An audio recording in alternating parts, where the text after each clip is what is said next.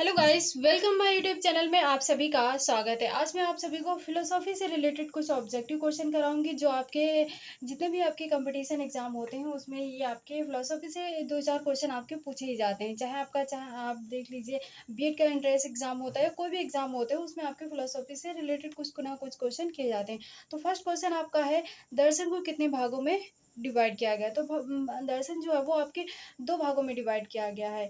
तो option number आपका ए सही है, राइट है। जो क्योंकि एक आपका जो होता है दर्शन वो है भारतीय दर्शन, और नंबर टू आपका होता है आपका पाश्चात्य दर्शन।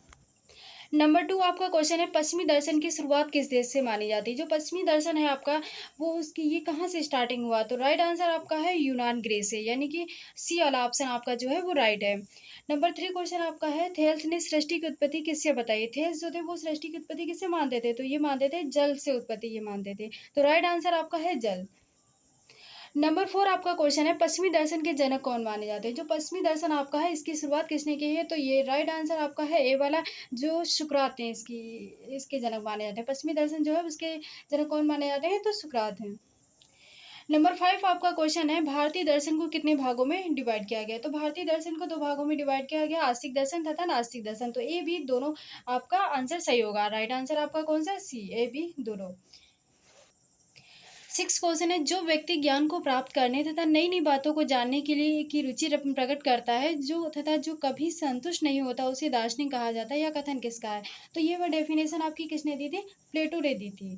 ये कहते थे जो व्यक्ति होता है वो कुछ और जो आपके सुकरात हैं इनके आपके ये शिष्य थे प्लेटो। तो फिर सुकरात भी यही कहते थे कि जो ज्ञान की पिपासा रखते हैं उनको क्या कहते हैं? दार्शनिक कहते हैं। यही बात आपकी प्लेटो भी कहते हैं। फिलोसॉफी शब्द की उत्पत्ति किससे हुई? तो फिलोसॉफी शब्द की जो उत्पत्ति है वो कहाँ से हुई? आपकी ग्रीक भाषा से हुई है। कहाँ से ली गई? तो राइट आंसर आपका कौन सा है? बी। फिलोसॉफी शब्द किन शब्दों से मिलकर बना है? तो फिलोसॉफी जो आपका वर्ड है ये फिलोस तथा सोफिया दोनों से मिलकर के बना है। तो राइट आंसर आपका कौन सा हो जाएगा? ए बी दोनों हो जाएगा।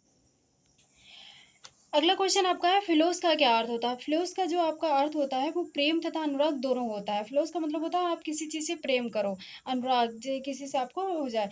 तो इसका राइट आंसर आपका क्या है? ए बी दोनों, यानी कि आपका फ्लोस भी है। फ्लोस का अर्थ क्या होता है? प्रेम तथा अनुराग दोनों। आई होप आप सभी को ये क्लास अच्छी लगी होगी। प्लीज़ अगर आपको ये क्लास अच्छी लगी हो तो प्लीज़ लाइक एंड सब्सक्राइब जरूर कीजिए। क्या आज की क्लास में मैं इतना ही पढ़ा रही हूँ, अगली क्लास में मैं फिर फिलोसॉफी से रिलेटेड कुछ क्वेश्चन ऑब्जेक्टिव लेकर के आऊँगी आप लोगों के लिए।